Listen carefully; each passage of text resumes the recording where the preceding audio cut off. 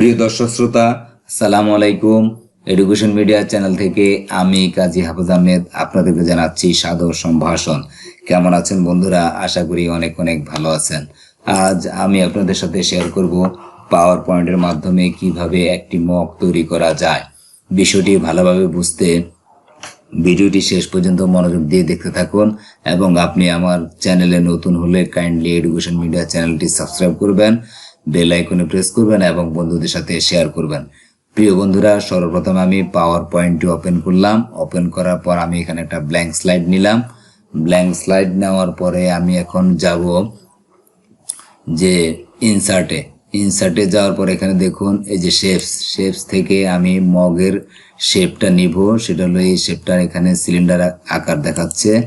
Cylinder শেপটা নেওয়ার পরে আমার মগ আকৃতি আমি এটাকে করে নেব একটু, মানে ডান বাম এবং উপর নিচ নিজের আইডিয়া মতো আমি সেটা তৈরি করে নেব। নেওয়ার পরে মগের যে মেইন বডিটা হয়ে গেল। এখন এর হাতল নেওয়ার জন্য আবার আমাকে ইনসার্টে যেতে হবে, শেপসে যাব।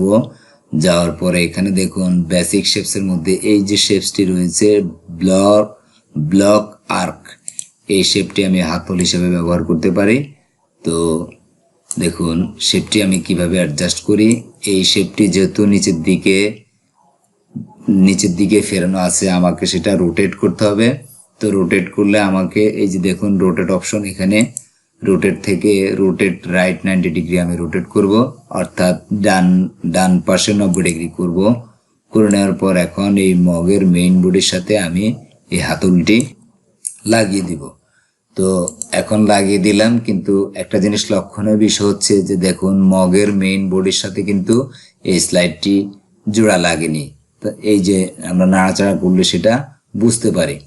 তো মূল ব্যাপারটা হলো যে মগের মেইন বডির সাথে এই হাতলটা মানে কমপ্লিটলি জোড়া লাগাতে হলে আমাকে দুইটাই সিলেক্ট করতে হবে। দ্যাট ইজ কন্ট্রোল এ দিয়ে আমি দুইটাই ব্লক করে নিলাম। সিলেক্ট করে নেওয়ার পরে এখন আমি সেটা গ্রুপ করব। গ্রুপে গিয়ে আবার গ্রুপে ক্লিক করলে এই হাতলটা মগের মেইন বডির সাথে জোড়া লেগে যাবে। দেখুন এখন জোড়া লেগে গেছে। এখন আমি যদি মগটাকে এদিক সেদিক নাড়ানাড়ি করি, দেখা যাচ্ছে যে হাতলটা আর সরে যাচ্ছে না। তো এই অবস্থায় এখন মগটা মোটামুটি কমপ্লিট জোড়া লেগে গেলো। এখন এই মগের আমি একটা কালার দিব। সেই কালারের জন্য আমাকে রাইট বাটন ক্লিক করে ফিল অপশনে যাব। ফিল অপশন থেকে এই যে দেখুন নিচে আমি টেক্সচারে যাব।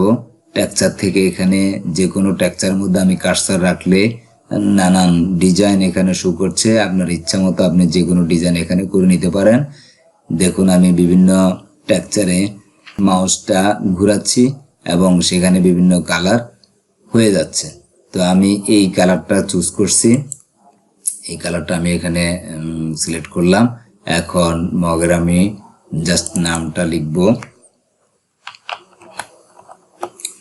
নামটা লেখা হয়ে গেল। এখন আমি ফন্ট সাইজটা একটু বাড়িয়ে দিব। ফন্ট সাইজটা একটু বাড়িয়ে দিলাম এবং এটার একটা কালার করে নিব। আবার ওই যে ফন্ট কালারটা করে নিব। আমার বিভিন্ন কালার এখানে আছে। আপনি দেখুন কার্সার যে কালার মধ্যে রাখলে সেই কালারটা এখানে শো করে। তো আমার কাছে ইয়েলো কালারটা আমার পছন্দ, তো ইয়েলো কালারটা আমি চুজ করে নিলাম। এখন এই মগটার মধ্যে আমি এখন একটা অ্যানিমেশন দিব। তো অ্যানিমেশনের দিতে হলে আমাকে আবার অ্যানিমেশনে যেতে হবে। অ্যানিমেশনে দেওয়ার পর অ্যাড অ্যানিমেশন থেকে বিভিন্ন অ্যানিমেশন এখানে আছে। আমি স্প্লিট অ্যানিমেশনটি চুজ করেছি এবং এখানে এর একটা ডিউরেশন দিয়ে রাখলাম যে 1.75 ডিউরেশন। এখন দেখুন স্লাইড শোতে গেলে আমরা ফাইনালি কমপ্লিট পুরোপুরি মগটা দেখতে পাচ্ছি।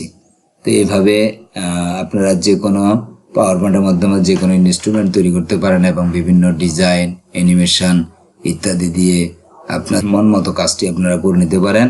তো বন্ধুরা, আজকে এই পর্যন্তই। ভিডিওটি ভালো লাগলে অবশ্যই লাইক কমেন্টস করবেন বন্ধুদের সাথে শেয়ার করবেন এবং অবশ্যই আমার চ্যানেলটি সাবস্ক্রাইব করবেন। সেই পর্যন্ত সবাই ভালো থাকবেন, সুস্থ থাকবেন। আল্লাহ হাফেজ।